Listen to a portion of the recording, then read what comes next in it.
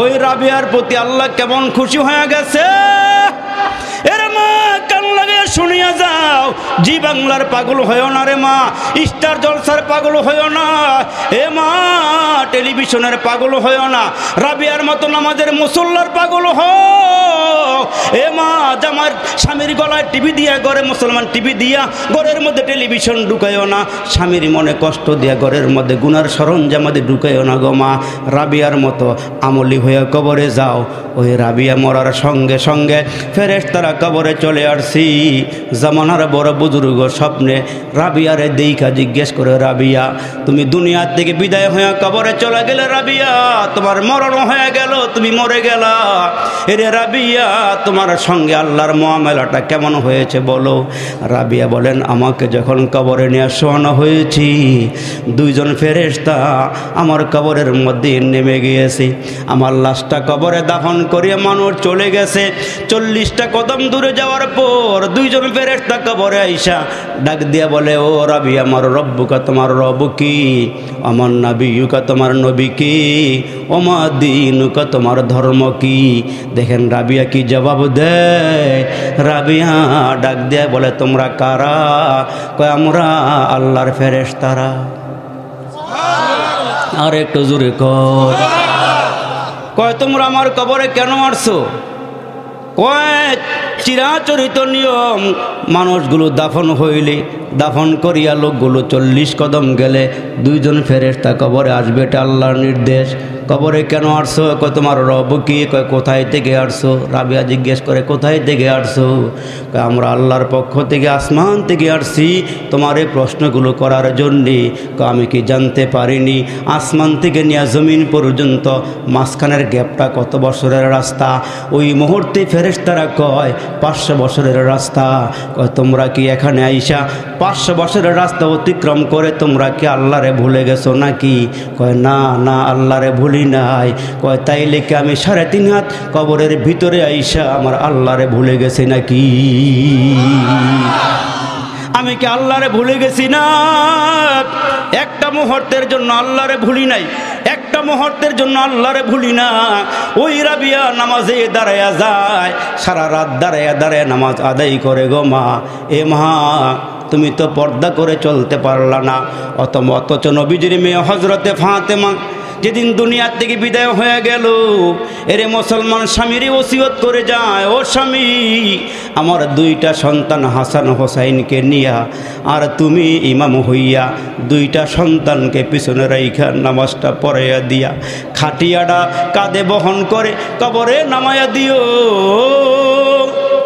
হজরতে আলী হাউমা করে কাঁদে আর বলে, বিবি রে খাটটা ধরতে 4 জন লোক লাগে রে বিবি, আরেকজন তো লাগবি, আরেকজন আসলে তো আমারে দেইখা ফলাইব। আমি ফাতেমারে জিন্দিগিতে কেউ তো দেখে নাই, অবশেষে মৃত্যুর পরে আমার লাশটা দেইখা ফলাইব। আমার লাশটা 3 জনে খাটিয়াতে বহন করে নিয়ে যাইও। 3 জনে নিয়ে যাবে নিয়ত করে ফলাইছি। হজরতে আলী ঘরের থেকে বাইর হইয়া তাকায়া দেখে হজরতে আবু যর গিফারি দৌড়াইয়া আসতেছি। হজরতে আবু যর গিফারি দৌড়াইয়া হজরতে আলীর ঘরের সামনে দাঁড়াইছে। ডাক দিয়া বলতেছেন, আবু যর গিফারি তুমি কেমনে এখানে আসলা, কি জন্য আসলা?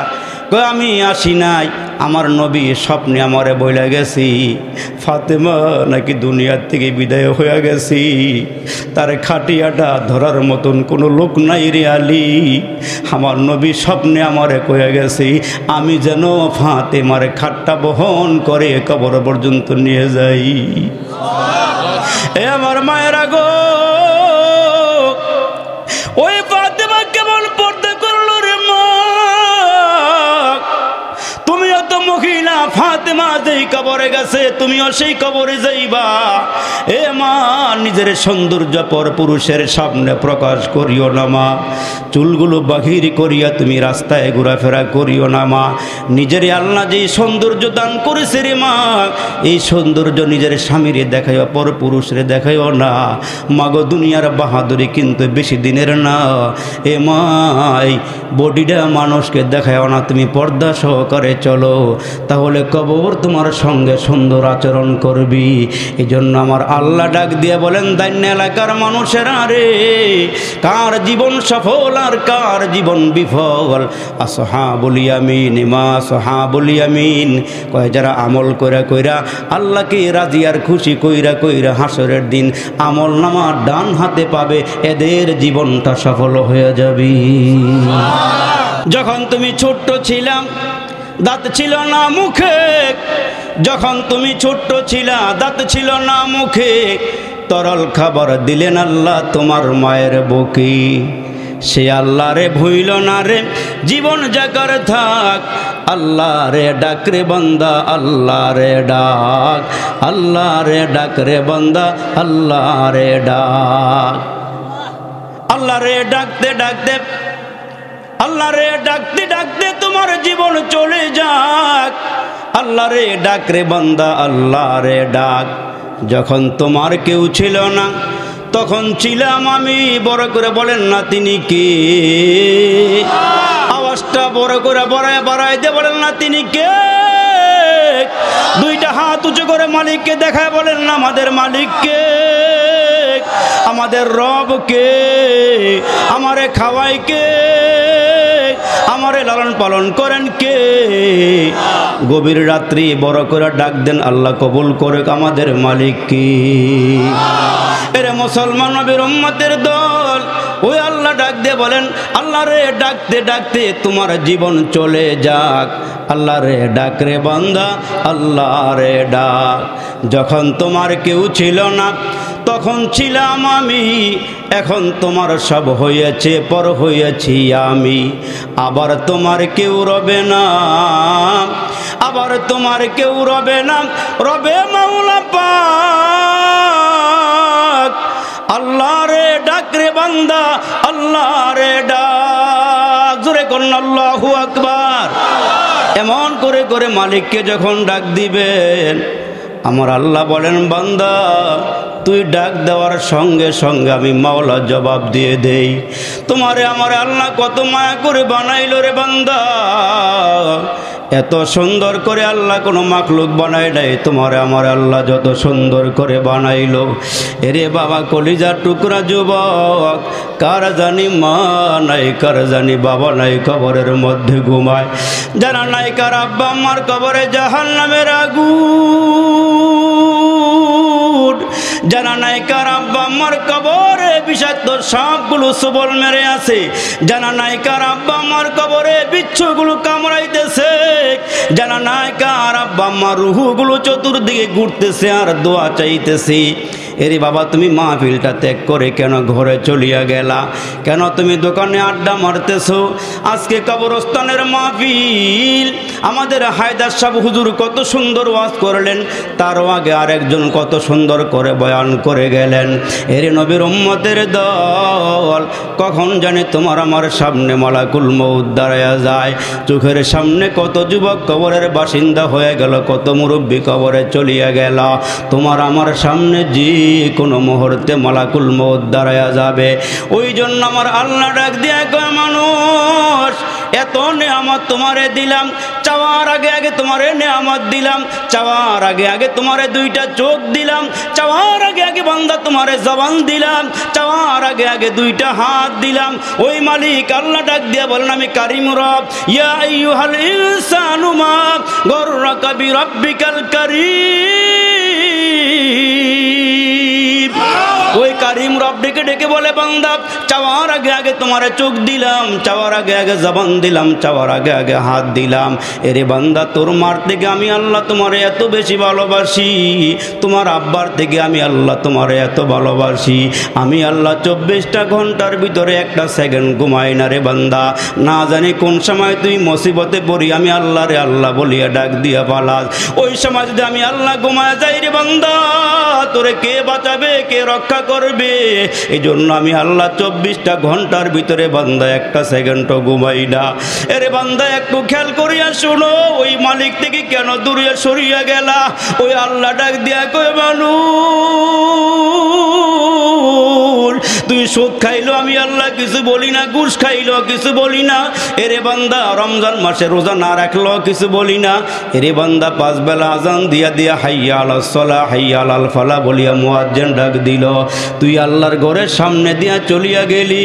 এরে বান্দা তোর হাতে শক্তি পায় শক্তি আমি আল্লাহ দিলাম। এরে বান্দা তোরে 70 বছর 80 বছর ডাক দিলাম। মুয়াজ্জিন তোরে বারবার বলে দোকান সারিয়া মসজিদে আয়, বাড়ি সারিয়া মসজিদে আয়। তুমি তিরিং বিরিং করিয়া করিয়া আল্লাহর ঘরের সামনে দিয়া চলিয়া গেলা। যেই দিন হাসরের ময়দান হবে রে মানুষ, ওই দিন তোমার হাতের মধ্যে বেড়ে লাগাইয়া, তোমার পায়ের মধ্যে ডান্ডা বেড়ে লাগাইয়া যেদিন তোমার জাহান্নামের দিকে টানা হেসরা করে নেওয়া যাওয়া হবে, ওই দিন তুই আল্লাহর বলবি, আল্লাহ এরে মাওলা আযাব তো সহ্য হয় না, এরে মালিক জাহান্নামের আগুন তো সহ্য হয় না। ওই দিন তোমার মাথার কিনারায় সূর্য দাঁড়িয়ে যাবে, নিচের জমিটা তামা হয়ে যাবে। ওই দিন পাগল পারা হয়ে মাওলারে ডাক দিবা। এরে বান্দা ডাকতে ডাকতে তোমার চোখের পানিগুলো শেষ হয়ে যাবে, কান্না শুরু হয়ে যাবে। কাঁদতে কাঁদতে চোখের পানি শেষ হবে, রক্তগুলো শেষ হয়ে যাবে। ওই দিন আমার আল্লাহ বলবেন, তোমার ডাক আমি শুনব না। জানো না কেন শুনব না? তুই তো দুনিয়াতে আমার ডাকে সারা দেশ নাই রে বান্দা, তোর মতন নিমক হারা বান্দা দুনিয়াতে আর কেউ নাই। এই জন্য মাঝে মাঝে দেখা যায় আল্লাহওয়ালা বুজুর্গরা নামাজের মধ্যে গিয়ে দাঁড়াইছি। যেমন মুসলমান ইমামে আজম আবু হানিফা রহমাতুল্লাহ আলাই ইমাম সাহেবের পিছনে গিয়ে নামাজে দাঁড়াইছে। নামাজে দাঁড়াইছে যখন ইমাম সাহেব পড়তেছি, অমতাজুল ইয়াউমা আইয়ুহাল মুজরিমুন, এই আয়াতটা পড়ার সঙ্গে সঙ্গে ইমামে আজম আবু হানিফা নামাজের থেকে বেহুশ হয়ে জমিনে পড়িয়া গেল। এর মুসলমান নবীর উম্মতের দল জাহান্নামের আয়াত শুনিয়ে এরা পাগল পরা হয়ে গেছি। তুমি আর আমি, আমার চোখের সামনে কত মানুষ কবরের বাসিন্দা হয়ে যাইতেছি। যেই ঘরের মধ্যে আমি ঘুমাই, এই ঘরের থেকে আমার মারে কবর নিয়ে নামাইলাম। যেই ঘরে আমি ঘুমাই, ওই ঘরের থেকে আমার আব্বারে কবরে নামাইলাম। এরে মুসলমান নবীর উম্মতের দল, কখন জানি তোমার আমার সামনে মালাকুল মউত আসিয়া যায়। ওই মাওলা ডাক দিয়া দিয়া বলেন, কত নিয়ামত খাওয়াইলাম। আওয়াজ দিয়ে বলবেন, মিষ্ট তিক্ত জাল মশলা, দুধ মধু আর চিনি, মাছ গোস্ত ফলমূল যে কতই দিলেন তিনি। তিনি কে? বলেন না জোরে, তিনি কে? মিষ্ট তিক্ত জাল মশলা, দুধ মধু আর চিনি, মাছ গোস্ত ফলমূল যে কতই দিলেন তিনি। উদ্দেশ্য কেবল করব মোরা বন্দিগি, মাওলার প্রশংসা করি আমি আল্লাহ তাআলার। বিশ্ব জাহান পয়দা হুকুমে জাহার, জোরে কন্না আল্লাহু আকবার। ভূমণ্ডল নবমণ্ডল করিয়া সৃজন, মানুষ কি দিলেন সবার ওপরে পজিশন। আরে সুখাদ্য যে দিলেন কত করিতে আহার, প্রশংসা করি আমি আল্লাহ তাআলার। বিশ্ব জাহান পয়দা হুকুমে জাহার। সাগর পাহাড় ঘুরে মানুষ আনলো কত মনি, মাটির গর্ব চিরিয়ে বাহির করছে কত খনি। আরো কত পেয়েছ দান নাহি কসুমার, প্রশংসা করি আমি আল্লাহ তাআলার। বিশ্ব জাহান পয়দা হুকুমে জাহার। আল্লাহু আকবার বলে।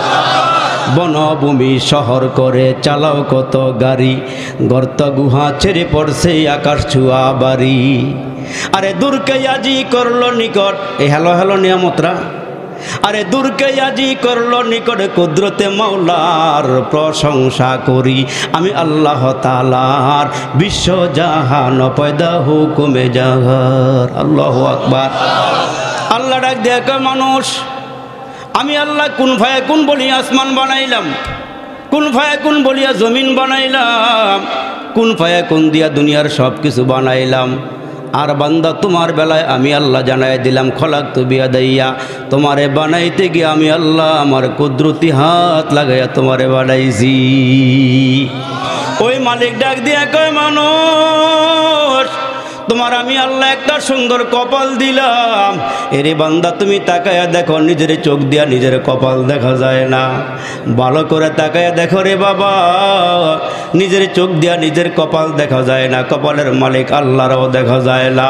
এই জন্য আমার নবী ডাক দিয়া কয়, মানুষ এই কপালটা যেখানে সেখানে ঠেকাইয়া দিও না, মাজারে সেজদা দিও না, বন্ডা পীরের পায়ে সেজদা দিও না।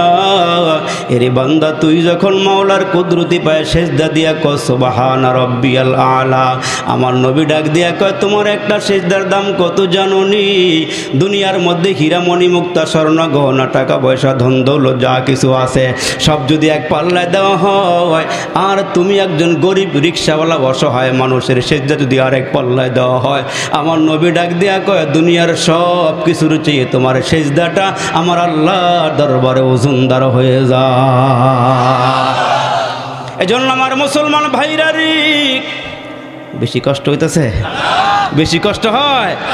তাইলে একটু খেয়াল করিয়া শোনো বাবা, আমার আল্লাহ ডাক দিয়ে কয় মানুষ তোমাদেরকে অনর্থক বানাই নাই, তোমাদেরকে আমি আল্লাহ অহেতুক বানাই নাই রে বান্দা। এখন জিজ্ঞেস করি আল্লাহ কি জন্য বানাইছো? এরে মালিক দাইন্না এলাকার মুরব্বীরে কি জন্য বানাইছো, যুবকরে কি জন্য বানাইছো একটু বলো।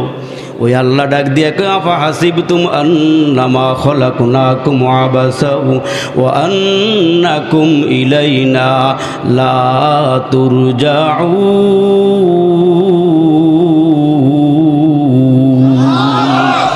এ মানুষ তোমাদেরকে আমি আল্লাহ অনর্থক বানাই নাই, তোমাদেরকে ও কারণে বানাই নাই, নিষ্প্রয়োজনে বানাই নাই। হে আল্লাহ কি জন্য বানাইছে বলো? দাইন্না এলাকার যুবক খেয়াল করিয়া শুনো, এ মুরব্বীরা একটু খেয়াল করিয়া শুনেন। আল্লাহ ডাক দিয়ে কয় তোমাদেরকে কি জন্য বানাইছি জানো? আল্লাহ পাক ডাক দিয়ে বলেন ওয়ামা খালাকুতুল জিন্না ওয়াল ইনসা ইল্লা লিয়াবুদুন।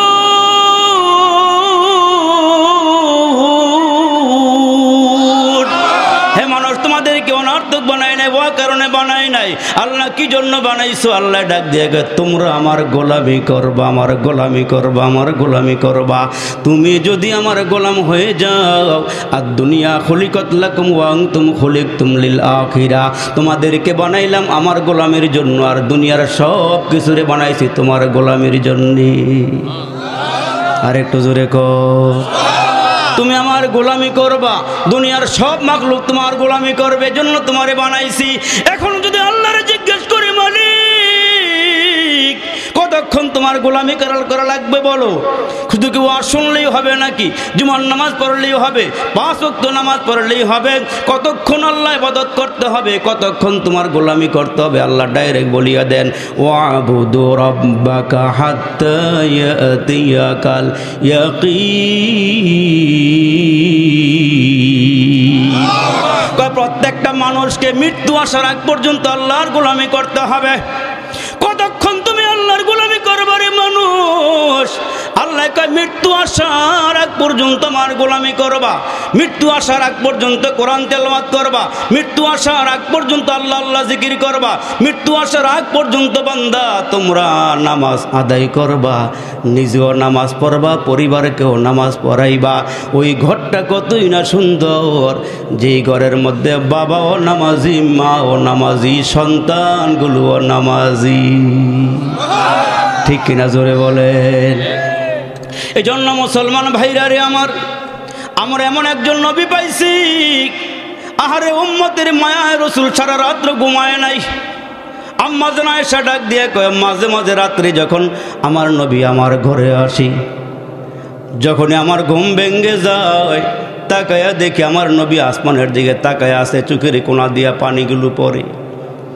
আমার নবীকে ডাক দিয়ে কয় নবীজি গো, আপনি আমার ঘরে যখনই আসেন গো নবীজি, যত রাত্রে আমার ঘুম ভাঙ্গে তাকায়া দেখি নবী আপনার চোখের কোনার মধ্যে পানি, আসমানের দিকে তাকায়া থাকেন। ওগো নবীজি আমি কি আপনাকে কষ্ট দেই নাকি? আমার খেদমতে কি আপনি কোনো কষ্ট পান নাকি নবী? হে আমার মায়ের একটু দিলের কান দিয়ে কথাগুলো শুনেন গো মা। আল্লাহর পয়গম্বর ডাক দিয়ে বলেন মা তুমি 5 ওয়াক্ত নামাজ পড়বা, রমজান মাসে রোজা রাখবা, স্বামী থাকলে স্বামীর খেদমত করবা, পর্দা সহকারে জমিনে চলাফেরা করবা, লজ্জাস্থান হেফাজত করবা। এগো মা আম্মা জান আয়েশা থেকে স্বামীর খেদমত শিখিয়া নেও। আম্মা জান আয়েশা ডাক দিয়ে আমি একদিন তাকায়া দেখি আল্লাহ নবী সাহাবায়ে কেরামের সামনে ওয়াজ করতেছেন। আমি তাকায়া দেখি ঘরের করে পর্দাটা সরাইয়া আমার নবীর দিকে তাকাইলাম। তাকাইয়া দেখি আমার নবীর দাড়ি মুবারকগুলো বেয়ে বেয়ে ঝরনার মতন পানিগুলো পড়তেছি। আমি মুহূর্তের মধ্যে শুকনা জামা কাপড় হাতে নিয়ে ঘরের আড়ালে দাঁড়ায়া রইলাম। নবীজি ঘরে আসবে, আমি আমার নবীজির হাত মুবারকের মধ্যে নতুন কাপড়, আমার নবীর হাতের মধ্যে আমি শুকনা কাপড় উঠাইয়া দিব। আমি আমার নবীর খেদমত করব, আমি আমার স্বামীর খেদমত করব, আল্লাহর বন্ধুর আমি খেদমত করব। এ আমার মা আম্মা জান আয়েশা ডাক দিয়া কয়, নবী যখন ঘরে আসলেন আমি যখন জামাগুলো আগাইয়া দিলাম, আমার নবী ডাক দিয়া কয়, কি গো আয়েশা, কেন আমার হাতে শুকনা জামা কাপড় দিলা? কয়, নবী গো আমি তাকায়া দেখি আপনি যখন সাহাবায়ে কেরামের সামনে ওয়াজ করতেছিলেন গো নবীজি, আমি তাকায়া দেখি আপনার দাড়ি মুবারকগুলো বেয়ে বেয়ে ঝরনার মতো পানি পড়তেছি। আমার নবী ডাক দিয়া কয়, আয়েশা রে, দুনিয়ার কোনো পানি নয়। আমি যখন সাহাবায়ে কেরামের সামনে বয়ান করতেছিলাম রে বিবি, আমার আল্লাহর পক্ষ থেকে রহমতের পানি। বিবিরে রহমতের পানিগুলো গড়াইয়া গড়াইয়া জড়িয়া জড়িয়া পড়তেছিল। ওই পানিগুলো আমার দাড়ির মধ্যে লাগছে, জামাগুলো ভিজিয়া গেছে। বিবিরে দুনিয়ার পানি পড়লে জামা ভিজিয়া যায়, আর আল্লাহর রহমতের পানি পড়লে বান্দার গুনাহগুলো মাফ হয়ে যায়। এরে মুসলমান নবীর উম্মতের দল, এই যে আরামের ঘুম হারাম করিয়া বাবা মাহফিলটার মধ্যে বসিয়া রইছ, এরে মুসলমান লোকসান হয় নাই, ক্ষতি হয় নাই।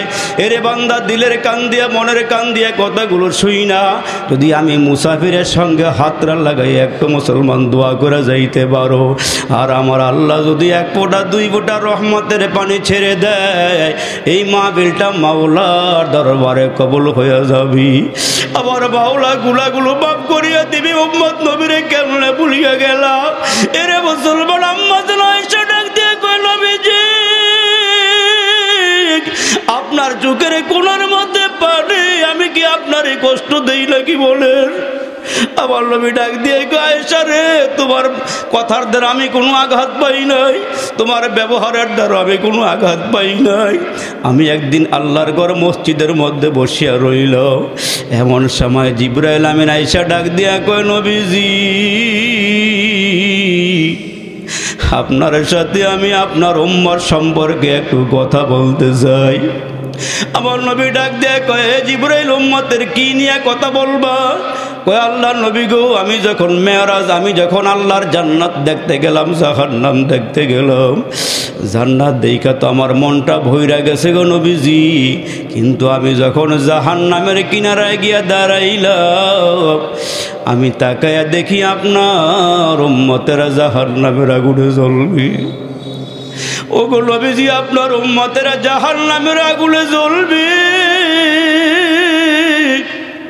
আমার নবীজির এই খবরটা দেওয়ার সঙ্গে সঙ্গে নবী সিজদায় পড়িয়া কাঁদি আর বলে, আল্লাহ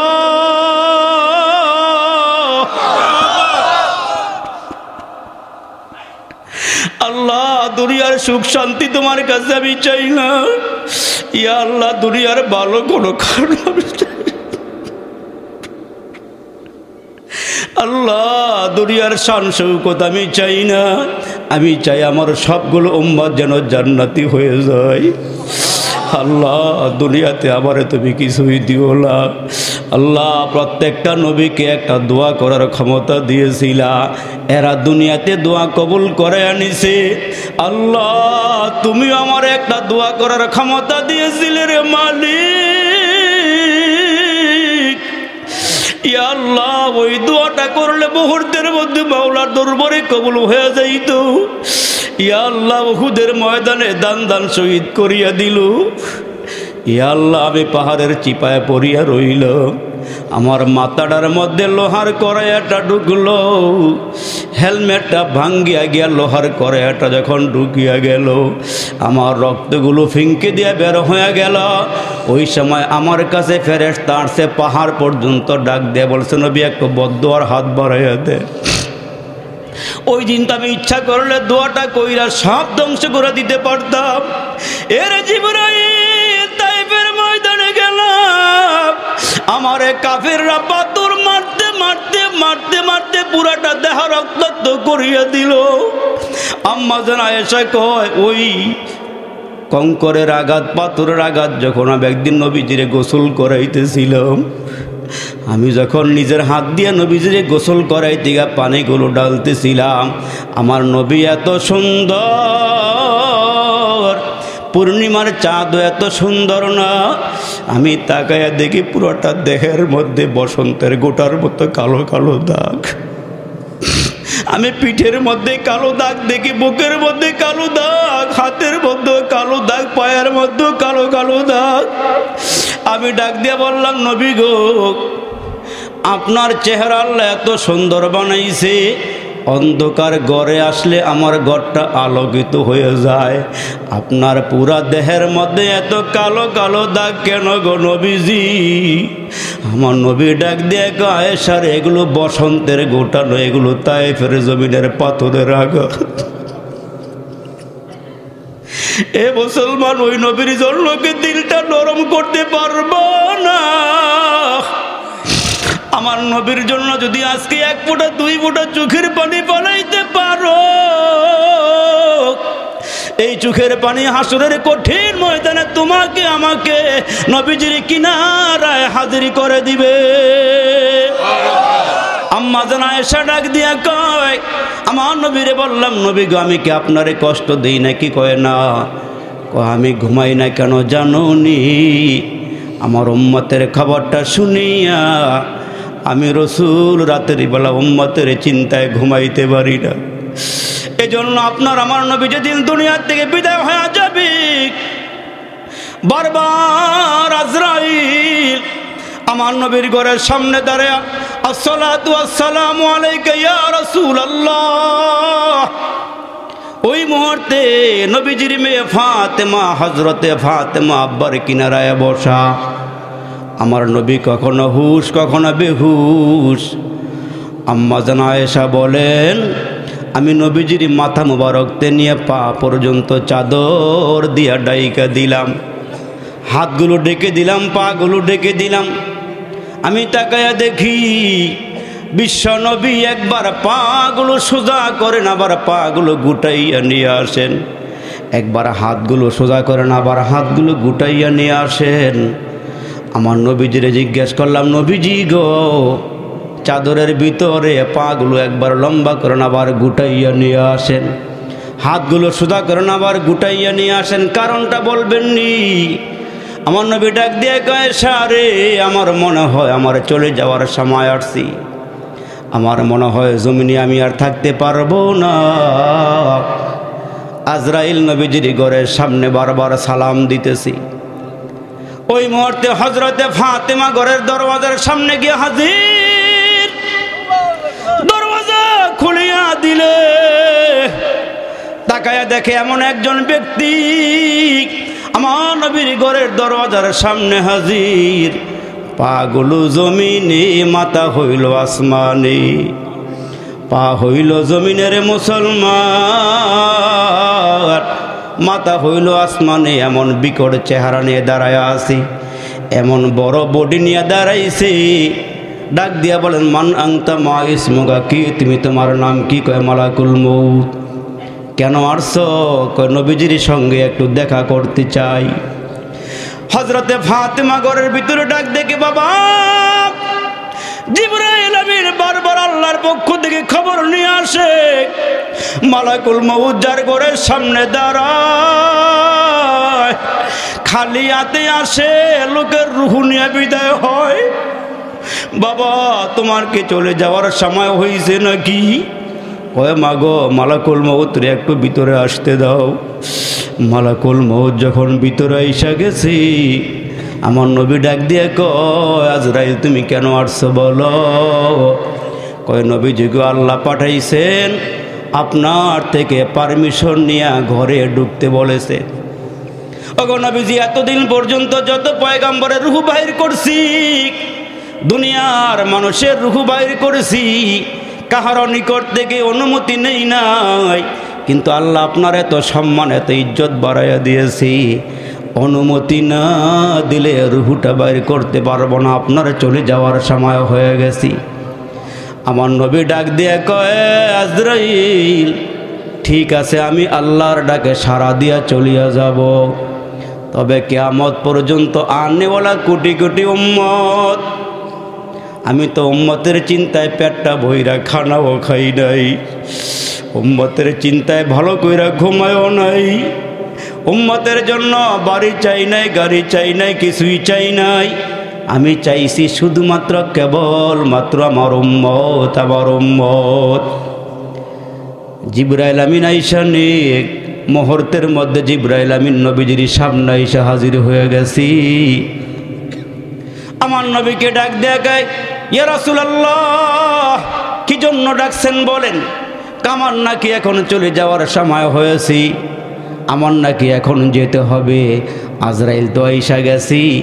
কয় ঠিক আছে, চলে যাব, অসুবিধা নাই, তবে তোমার কাছে জানতে চাই, মুহূর্তের মধ্যে আল্লাহর দরবারে চলে যাও, যেই কয়দিন দুনিয়ার জমিনে ছিলাম এই উম্মতের পাহারাদারি আমি নিজেই করেছি, উম্মতকে আমি নিজেই দেখা রেখেছি, আমি দুনিয়া থেকে বিদায় হয়ে গেলে আমার উম্মতের পাহারাদারি কে করবি?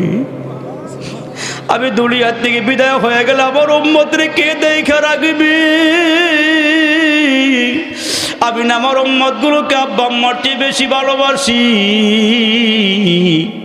জিবরাইল আমিন মুহূর্তের মধ্যে পাখাগুলো বাড়ি দিয়ে আল্লাহর দরবারে চলিয়া গেলে আমার আল্লাহ ডাক দিয়ে কয়, জিবরাইল আমার নবীরে গিয়া বলো, কেন জানি আমার নবী পেরেশান হয়ে গেছি, আমার নবীকে পেরেশান হইতে না করো, আমার নবী যেন পেরেশানি না করে, আমার নবীরে গিয়া খবর দাও, আমার নবীজি আমার নবীজি নবীর উম্মতরে যেমন ভালোবাসি, আমি আল্লাহ নবীর উম্মতকে তেমন ভালোবাসি। আর আমার বন্ধুরে বইলা দাও, আমার বন্ধু যেমনি করে উম্মতকে দেখা রাখছে, পাহারাদারি করছি, আমি আল্লাহ কিয়ামত পর্যন্ত নিজে উম্মতের পাহারাদারি করব। এই জন্যই তো ঘরে গুনাহ করলে বাহিরে যাওয়ার সুযোগ পাই, আবার বাহিরে গিয়া গুনাহ করলে ঘরে আসার সুযোগ পাই। মুহূর্তের মধ্যে আল্লাহ শাস্তি দিয়া আমাদেরকে ধ্বংস করে দেয় না। এই জন্য তো আপনার আমার পয়গম্বর বলেছেন, অন্যান্য নবীর উম্মতেরা গুনাহ করলে সঙ্গে সঙ্গে আযাব দিয়ে ধ্বংস করে দিছে, কিন্তু আমরা গুনাহ করলে কেন ধ্বংস করে না?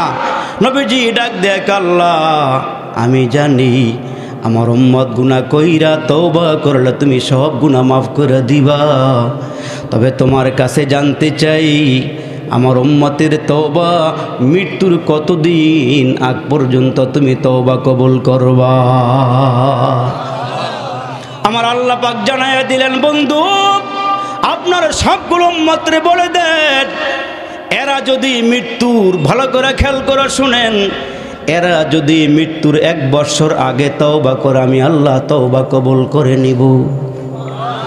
আর একটু জোরে আওয়াজ করে বলেন না সুবহানাল্লাহ। দরুদি নবী ডাক দেখ, আল্লাহ 1 বছর হায়াত তো লম্বা হয়ে যায়, আল্লাহ আর একটু কমায়া দেন, আল্লাহ মৃত্যুর কয়দিন আগে আমার উম্মতের তওবা কবুল করবেন, আর একটু কমায়া দেন। আমাদের পক্ষ নিয়ে আমার আল্লাহ ডাক দিয়া কয়, নবী গো উম্মতকে জানায়া দেন, উম্মত যদি মৃত্যুর 6 মাস আগে তওবা করে সেই তওবা কবুল হয়ে যাবে। কয় না গো মালিক না, আমার উম্মতে কমজোর, যে কোনো মুহূর্তে উম্মত মৃত্যুবরণ করবে, সময়টা আর একটু কমায়া দেন। আমার আল্লাহ ডাক দিয়া কয়, নবী গো উম্মতকে জানায়া দেন, উম্মত যদি মরণের 1 মাস আগে তওবা করে সেই তওবা কবুল করে গুনাহ খাতা মাফ করে দিব। ওই না গো আল্লাহ না, উম্মত কমজোর, আর একটু সময় কমায়া দেন। আমার আল্লাহ ডাক দিয়ে কয়, হাবিবে কিবরিয়া দাইন্নার উম্মতকে জানায়া দেন, এরা যদি মৃত্যুর 15 দিন আগে তওবা করে আমি আল্লাহ তওবা কবুল করে সব গুনাহ মাফ করে দিব। না মালিক আর একটু কমাইয়া দেন। সুবহানাল্লাহ বড় ঘুরে ঘর। এরা যদি মৃত্যুর 1 সপ্তাহ আগে তওবা করে আমি আল্লাহ গুনাহ খাতা মাফ করে দিব। আল্লাহ সময় আর একটু কমাইয়া দেন। সুবহানাল্লাহ বড় করে ঘর। উম্মতকে জানাইয়া দেন এরা যদি মৃত্যুর 1 দিন আগে তওবা করে আমি আল্লাহ সব গুনাহ মাফ করে দিব। আল্লাহ আর একটু কমাইয়া দেন। আল্লাহ ডাক দিয়ে কয় নবী গো, উম্মত যদি মরণের 1 ঘন্টা আগে তওবা করে সব গুনাহ মাফ। না আল্লাহ আর একটু কমাইয়া দেন। উম্মতের দরুদি নবী কমাইতে কমাইতে আল্লাহ দরবারে হাত বাড়াইতে বাড়াইতে ডাক দিয়ে আল্লাহ আর একটু কমাইয়া দেন।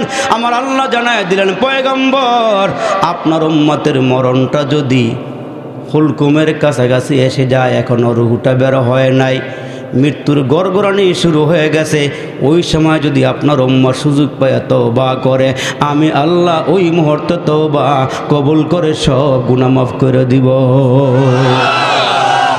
এজন্য মুসলমান ভাইরা এখানে বসিয়া যারা 1 ফোঁটা 2 ফোঁটা চোখের পানি ছাড়ছেন, হাসরের কঠিন ময়দানে আমার আল্লাহ যেদিন মুখে তালা লাগাইয়া দিবে, হাতগুলো আপনার বিপক্ষে চলে যাবে, চোখ বিপক্ষে চলে যাবে, কান বিপক্ষে চলে যাবে, হাত চলে যাবে, পা চলে যাবে, সবগুলো অঙ্গ প্রত্যঙ্গ আমার থেকে পৃথক হইয়া বলবে আল্লাহ লোকটা জাহান্নামী। এখন হাত পায়ে হ্যান্ডকাপ লাগাইয়া জাহান্নামের দিকে রওনা দিবি। দুররাতুন নাসিহিন নামক কিতাবের মধ্যে লিখেন ওই মুহূর্তে আমার চোখের একটা পশম আল্লাহর সঙ্গে কথা বলা শুরু করে দিবি। চোখের একটা পশম কথা বলে বলবে আল্লাহ। সব অঙ্গ প্রত্যঙ্গ বান্দার থেকে আলাদা হয়ে গেছে। আল্লাহ তোমার বান্দা দাইন্না মাহফিলের মধ্যে গিয়া তোমার নবীর কথা শুই না, তোমার কথা শুই না, জাহান্নামের কথা শুই না, একটু পানি ছাড়ছিল, আমি চোখের এই চুলটা বেয়ে বেয়ে তোমার ভয়ের পানিটা বের হয়ে গিয়েছিল। আল্লাহ আমি চুল সাক্ষ্য দিলাম তোমার বান্দা তোমার ভয়ে কেঁদেছি।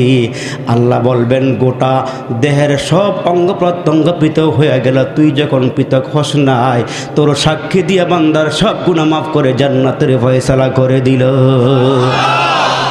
এজন্য আল্লাহ পাকের পয়গম্বর বলেন যারা আল্লাহর ভয়ে কাঁদে, চোখের পানিগুলো ছেড়ে দেয়, ওই বান্দার প্রতি আল্লাহ খুশি হয়ে যায়।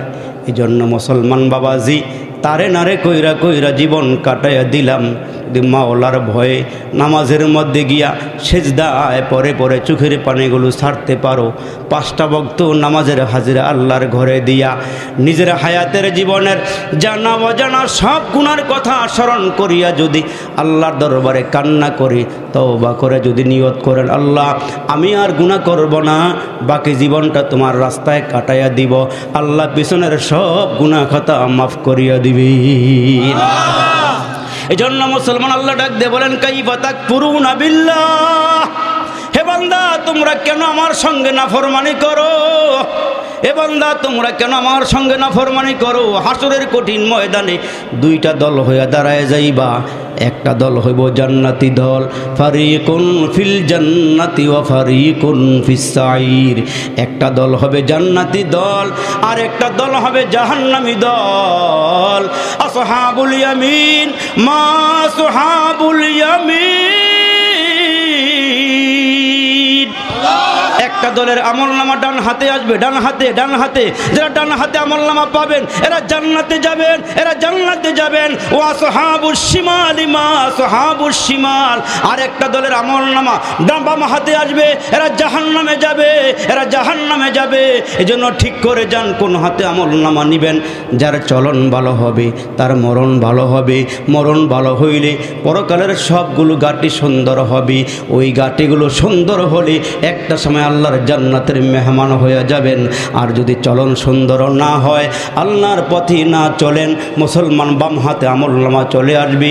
ওই দিন মানুষগুলো আফসোস করবে আর বলবে কি করলাম রে, কি করলাম রে, কি করলাম, সোনার যৌবন হেলায় খেলায় খোয়াইলাম তারে না রে, কইরা কইরা জীবন কাটাইলাম, আমরা সবাই জান্নাতেরই রাস্তা হারাইলাম। জোরে কন্না আল্লাহু আকবার।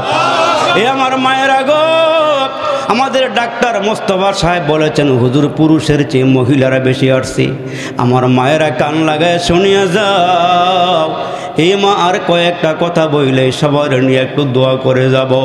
এরা যুবক, আমার বাবা দোয়া না করিয়া যাও না, আমি মুসাফির, মুসাফিরের দোয়া তো আল্লাহ কবুল করি। এই আমার মায়েরা কানটা খাড়া করে দাও। আরে রাবিয়ার মতো বুজুর্গ মহিলা হইয়া তুমি কবরে যাও। ওই রাবিয়া এমন ইবাদত গুজার বান্দি ছিল, সারাদিনে রোজা রাখে, সারা রাত নামাজে কাটাইয়া দিয়া কবরে গেছে। জোরে করুন না সুবহানাল্লাহ। ওই একজন আল্লাহর বান্দি সারা দিন রোজা রাখে, সারা রাত নামাজে দাঁড়াইয়া থাকে, আর মুসলমান ফজরের আগে আগে নিজের কাপড়ের আঁচলটা আল্লাহর দরবারে বিছাইয়া দিয়া কয়, আল্লাহ দুনিয়ার শান শৌকত চাই না, দুনিয়ার বাড়ি গাড়ি চাই না, আল্লাহ আমার আঁচলটা তোমার মায়া দিয়া মোহাব্বত দিয়া ভরপুর করে দাও। আর একটু জোরে বলেন না সুবহানাল্লাহ। ওই রাবিয়ার প্রতি আল্লাহ কেমন খুশি হয়ে গেছে। এর মা কান লাগে শুনিয়া যাও, জি বাংলার পাগল হয়েও না রে মা, স্টার জলসার পাগল হয়েও না, এ মা টেলিভিশনের পাগল হয়েও না, রাবিয়ার মতো নামাজের মুসল্লার পাগল হও। এ মা জামার স্বামীর গলায় টিভি দিয়া, ঘরে মুসলমান টিভি দিয়া ঘরের মধ্যে টেলিভিশন ঢুকাইও না, স্বামীর মনে কষ্ট দিয়া ঘরের মধ্যে গুনার সরঞ্জামাদি ঢুকাইও না গো মা। রাবিয়ার মতো আমলি হয়ে কবরে যাও। ওই রাবিয়া মরার সঙ্গে সঙ্গে ফেরেশতারা কবরে চলে আসছি। জামানার বড় বুজুর্গ স্বপ্নে রাবিয়ারে দেইখা জিজ্ঞেস করে, রাবিয়া তুমি দুনিয়ার থেকে বিদায় হয়ে কবরে চলে গেলে, রাবিয়া তোমার মরণ হয়ে গেল, তুমি মরে গেলা, এরে রাবিয়া তোমার সঙ্গে আল্লাহর মুআমালাটা কেমন হয়েছে বলো। রাবিয়া বলেন, আমাকে যখন কবরে নিয়ে শোয়ানো হয়েছি, দুইজন ফেরেশতা আমার কবরের মধ্যে নেমে গিয়েছে, আমার লাশটা কবরে দাফন করিয়া মানুষ চলে গেছে। 40টা কদম দূরে যাওয়ার পর দুইজন ফেরেশতা কবরে আইসা ডাক দিয়া বলে, ও রাবিয়া আমার রব্বুকা তোমার রব কি, আমার নবিয়ুকা তোমার নবী কি, ওমা দীনুকা তোমার ধর্ম কি। দেখেন রাবিয়া কি জবাব দেয়। রাবিয়া ডাক দিয়া বলে, তোমরা কারা? কয় আমরা আল্লাহর ফেরেশতারা। আর একটু জোরে কয় তোমরা আমার কবরে কেন আসছো? কয় চিরাচরিত নিয়ম, মানুষগুলো দাফন হইলে দাফন করিয়া লোকগুলো 40 কদম গেলে দুইজন ফেরেশতা কবরে আসবে, এটা আল্লাহর নির্দেশ। কবরে কেন আসছো? কয় তোমার রব কি? কয় কোথায় থেকে আসছো? রাবিয়া জিজ্ঞেস করে, কোথায় থেকে আসছো? কয় আমরা আল্লাহর পক্ষ থেকে আসমান থেকে আসছি তোমার এই প্রশ্নগুলো করার জন্যে। কয় আমি কি জানতে পারিনি আসমান থেকে নিয়ে জমিন পর্যন্ত মাঝখানের গ্যাপটা কত বছরের রাস্তা? ওই মুহূর্তে ফেরেশতারা কয় 500 বছরের রাস্তা। কয় তোমরা কি এখানে আইসা 500 বছরের রাস্তা অতিক্রম করে তোমরা কি আল্লাহরে ভুলে গেছো নাকি? কয় না না, আল্লাহরে ভুলি নাই। কয় তাইলে কি আমি 3.5 হাত কবরের ভিতরে আইসা আমার আল্লাহরে ভুলে গেছি নাকি? আমি কি আল্লাহরে ভুলে গেছি না? একটা মুহূর্তের জন্য আল্লাহরে ভুলি নাই, একটা মুহূর্তের জন্য আল্লাহরে ভুলি না। ওই রাবিয়া নামাজে দাঁড়ায়া যায়, সারা রাত দাঁড়ায়া দাঁড়ায়া নামাজ আদায় করে গো মা। এ মা তুমি তো পর্দা করে চলতে পারলা না, অথচ নবীজির মেয়ে হজরতে ফাতেমা যেদিন দুনিয়ার থেকে বিদায় হয়ে গেল, এরে মুসলমান স্বামীরই ওসিয়ত করে যায়, ও স্বামী আমার 2টা সন্তান হাসান হোসাইনকে নিয়া আর তুমি ইমাম হইয়া 2টা সন্তানকে পিছনে রাইখা নামাজটা পড়াইয়া দিয়া খাটিয়াটা কাঁধে বহন করে কবরে নামাইয়া দিও। হজরতে আলী হাউমাও করে কাঁদে আর বলে, বিবি রে খাটটা ধরতে 4 জন লোক লাগে রে বিবি, আরেকজন তো লাগবি। আরেকজন আসলে তো আমারে দেখা ফেলাইব। আমি ফাতেমারে জিন্দিগিতে কেউ তো দেখে নাই, অবশেষে মৃত্যুর পরে আমার লাশটা দেখা ফেলাইব। আমার লাশটা 3 জনে খাটিয়াতে বহন করে নিয়ে যাইও। 3 জনে নিয়ে যাবে নিয়ত করে ফেলাইছি। হজরতে আলী ঘরের থেকে বাইর হইয়া তাকায়া দেখে হজরতে আবু যর গিফারি দৌড়াইয়া আসতেছি। হজরতে আবু যর গিফারি দৌড়াইয়া হজরতে আলীর ঘরের সামনে দাঁড়াইছে। ডাক দিয়া বলতেছেন, আবু যর গিফারি, তুমি কেমনে এখানে আসলা, কি জন্য আসলা? কই আমি আসি নাই, আমার নবী স্বপ্নে আমারে বইলা গেছি ফাতেমা নাকি দুনিয়ার থেকে বিদায় হয়ে গেছি, তার খাটিয়াটা ধরার মতন কোনো লোক নাই রে আলী। আমার নবী স্বপ্নে আমারে কয়ে গেছি আমি যেন ফাতেমার খাটটা বহন করে কবর পর্যন্ত নিয়ে যাই। এ আমার মায়েরা গো, ওই ফাতেমা কেমন পর্দা করলো রে মা। তুমিও তো মহিলা, ফাতেমা যেই কবরে গেছে তুমিও সেই কবরে যাইবা। এ মা, নিজের সৌন্দর্য পর পুরুষের সামনে প্রকাশ করিও না মা। চুলগুলো বাহির করিয়া তুমি রাস্তায় ঘোরাফেরা করিও না মা। নিজের আল্লাহ যেই সৌন্দর্য দান করেছে রে মা, এই সৌন্দর্য নিজের স্বামীরে দেখাইও, পর পুরুষরে দেখাইও না। মাগো, দুনিয়ার বাহাদুরি কিন্তু বেশি দিনের না। এ মা, এই বডিটা মানুষকে দেখাইও না, তুমি পর্দা সহকারে চলো, তাহলে কবর তোমার সঙ্গে সুন্দর আচরণ করবি। এই জন্য আমার আল্লাহ ডাক দিয়ে বলেন, দান্য এলাকার মানুষেরা রে, কার জীবন সফল আর কার জীবন বিফল? আসহাবুল ইয়ামিন, মা আসহাবুল ইয়ামিন, কয় যারা আমল কইরা কইরা আল্লাহকে রাজি আর খুশি কইরা কইরা হাসরের দিন আমল নামা ডান হাতে পাবে, এদের জীবনটা সফল হয়ে যাবে। তাহলে আমাদের জীবন সফল হওয়ার দরকার আছে না নাই? জোরে বলেন না, আছে না নাই? আল্লাহ সবগুলো হাত কবুল করো, জোরে বলেন না আমিন। আর একটু জোরে বলেন না আমিন। আল্লাহ যেন এই মাহফিলটা কবুল আর মঞ্জুর করে, বলেন আমিন। আমার কথায় কোনো কষ্ট পাইছেন? মাফ করে দিন আল্লাহর রাস্তে। আল্লাহ যেন আলহামদুলিল্লাহি রাব্বিল আলামিন, والصلاة والسلام على سيد الأنبياء والمرسلين. ربنا آتنا في الدنيا حسنة وفي الآخرة حسنة وقنا عذاب النار. يا أول الأولين يا آخر الآخرين يا ذا القوة المتين يا أرحم الراحمين. ফেলিয়ে না দিও রে মালিক, ফেলিয়ে না দিও, গুনাহ যত করেছি আমরা ক্ষমা তুমি করিও। মাফ করে দাও রে মালিক, মাফ করে দাও, গুনাহ যত করেছি আমরা ক্ষমা তুমি দাও।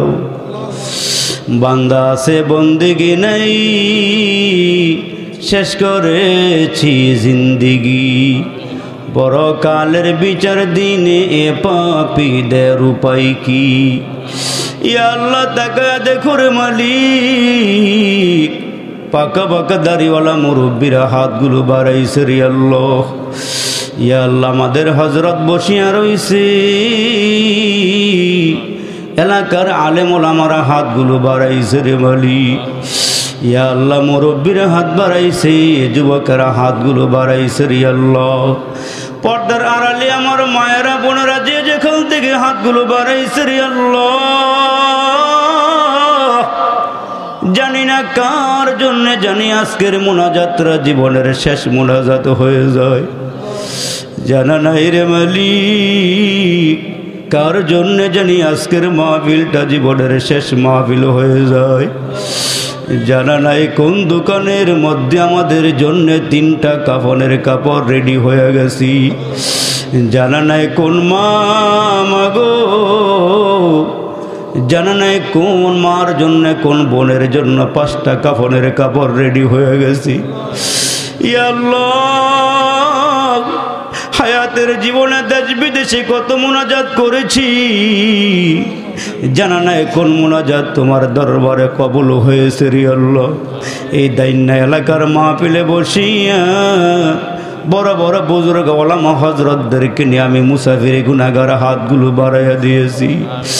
ইয়া আল্লাহ, হাতগুলো কবুল করে নাও আল্লাহ, তুমি আমাদের মুনাজাতগুলো কবুল আর মঞ্জুর করিয়া নাও। ইয়া আল্লাহ, যারা হাতগুলো বাড়াইছে জানি না কার জানি নাই, কার জানি বাবা নাই রে মালিক, কে জানি নিজের হাত দিয়া নিজের বাবারে কসলায়া কসলায়া গোসল দিছি। এ যুবক দিলটারে একটু নরম করিয়া দাও। এ বাবা দেখো না, এক ফোঁটা দুই ফোঁটা চোখের পানি আব্বা আম্মার জন্য বাইর হয়ে আসেনি। হায়াতের জীবনের সবগুলো স্মৃতি চোখের সামনে আইসা আব্বা আম্মার জন্য হাতগুলো বাড়াইয়া দাও। কে জানে নিজের হাত দিয়ে আব্বারে কসলাইয়া কসলাইয়া গোসল দিছে রে মালিক। নিজের বাবারে খাটিয়ার মধ্যে শোয়াইছে। আল্লাহ, ছোট ছোট ভাই বোনগুলো আব্বার কিনারায় দাঁড়াইয়া বারবার আব্বা আব্বা কোপ বলিয়া ডাকে আর বলে, আব্বা তুমি নতুন কাপড় পইরা কই রওনা দিছু। আরে আব্বা তো খাটিয়ার মধ্যে শুইছি, মুখের কাপড় সরায় নাও। একটা কথাও বলে না রে মালিক। ওই বাচ্চাগুলো দৌড়াইয়া মার কাছে গিয়া কয়, মারি অন্যায় করছি, অপরাধ করছি, আব্বার কাছে কেন বিচার দিল?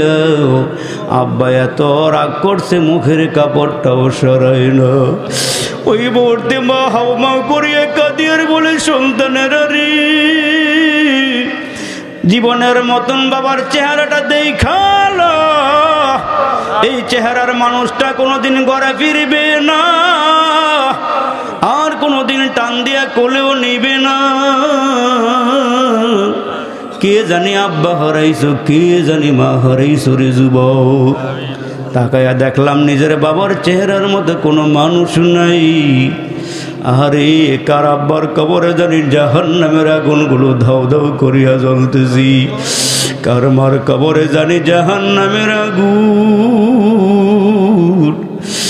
পুরা কবর ভরিয়া গেছে রে বলি।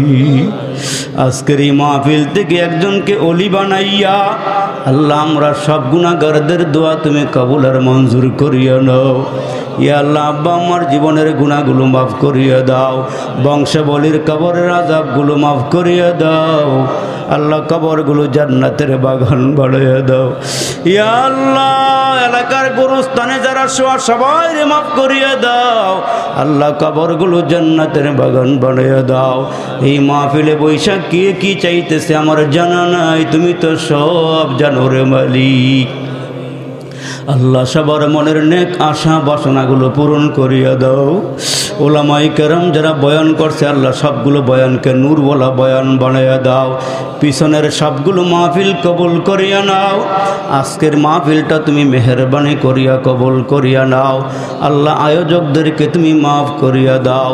যারা টাকা দিয়ে পয়সা দিয়ে জানে মালে যত সরঞ্জামাদি দিয়ে আল্লাহ সহযোগিতা করছি, আল্লাহ সকলের এই দানগুলো তুমি কবুল আর মঞ্জুর করিয়া নাও।